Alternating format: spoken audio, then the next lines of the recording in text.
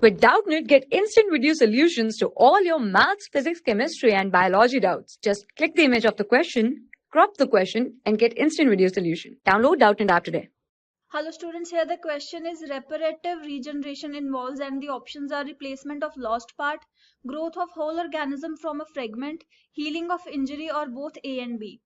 So whenever there is any injury or any kind of accident, the cells or the tissues, they can get damaged, right? There is damage to the cells of the body or the tissues, right?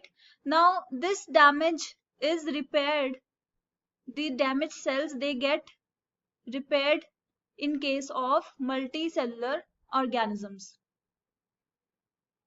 right? In case of multicellular organisms, there is repair of the damaged cells or the tissues, and this process is called as the reparative regeneration, and it is mostly seen in case of invertebrates. It is more common in invertebrates, and some vertebrates also show this property. Now if we consider the options, replacement of lost part, this would be incorrect because the complete part is not replaced. It is not replaced completely any body organ, so this is wrong. Growth of whole organism from a fragment, this is also wrong because this is the process of fragmentation.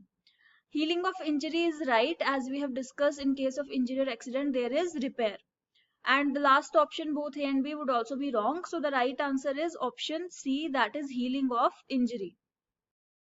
For class 6 to 12, IIT JEE and NEET level. Trusted by more than 5 crore students. Download Doubtnut app today.